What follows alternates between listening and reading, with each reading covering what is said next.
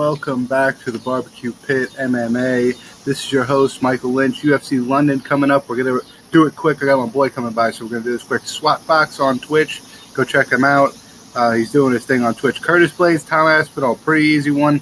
Wrestling grappling versus jiu-jitsu grappling. Tom Aspinall also has the longer strike standing up. He's coming into the fight a little bit of the favorite. I think that's why, because he has a little bit more reach.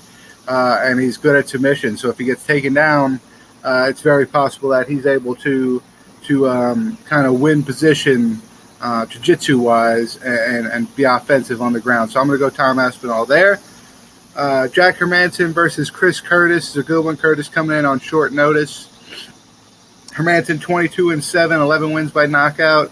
Curtis 29-8 with 16 wins by knockout. Curtis is coming in with a 2-inch height and a 2.5-inch reach advantage over Jack Hermansson. He's 3-0 in the UFC with wins over Phil Hawes, Brandon Allen, and Rodolfo Vieira. He's on a streak, man. And Chris Curtis has got serious knockout power. So him up against a guy like Jack Hermansson, who has got slick striking and also slick submissions off his back, is dangerous. But anytime my boy Chris Curtis fights, I'm definitely going to go bias and go Chris Curtis. So shout out Chris Curtis. I think he wins via TKO or knockout. Paddy Pimblett, Jordan Levitt. I hate talking about this one because I'm not a big fan of Paddy Pimblett. He is on fire, though. He is 2-0 in the UFC. He knocked out Luigi Veramandi and then submitted Rodrigo Vargas in his last fight. He's 18-3, never been knocked out, only been submitted by Cameron Elsey in 2013. He's won performance of the night bonuses in both his UFC fights. He's going up against Jordan Levitt, who is 10-1, only losing a decision to Claudio Puelles in 2021. Levitt's a really athletic guy. Hold on.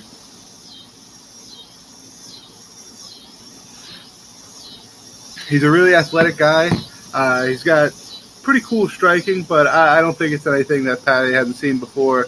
Paddy has definitely fought much more skilled competition throughout his career before the UFC, and adding on Veramandi and Vargas, whereas Levitt's biggest wins, I think, are Trey Ogden, Matt Sales, Matt Wyman, kind of either old guys or just way, way too young guys. So Paddy's going to be a big step up. I got Paddy via decision.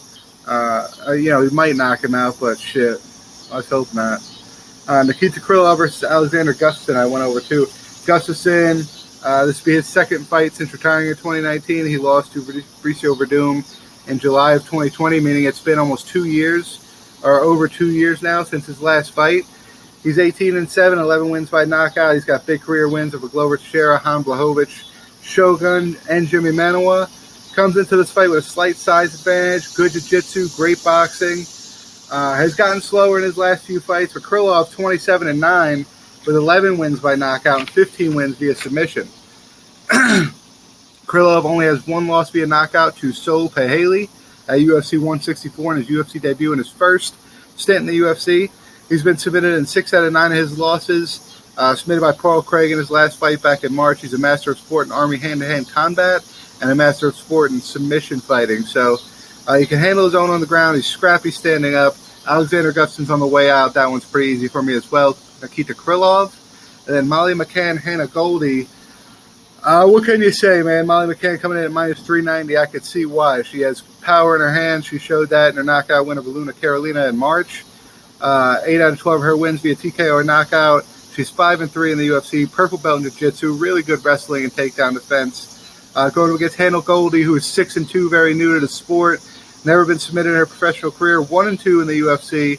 Lost her first 2 fights via decision to Diana Belbita and Miranda Granger. Then she submitted Emily Whitmire in September of last year. She won a decision over Jillian Robinson in her pro debut in 2016. I don't think the credentials are enough to get past the experience, so I'm going to go Molly McCann there. Paul Craig Volkan Oezdemir is probably going to be on the main card, but here is your prelims. Mason Jones versus Ludwig Klein. Mark DeCasey versus Damir Hadzvik. Nathaniel Wood versus Charles Rosa. Makwan Amarkani will be taking on Jonathan Pierce. Muhammad Mokaev versus Charles Johnson. Jai Herbert versus Kyle Nelson.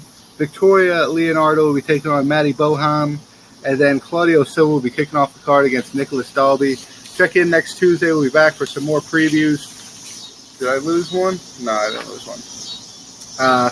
Until then, stay barbecued. You guys know what the fuck it is. Yeah.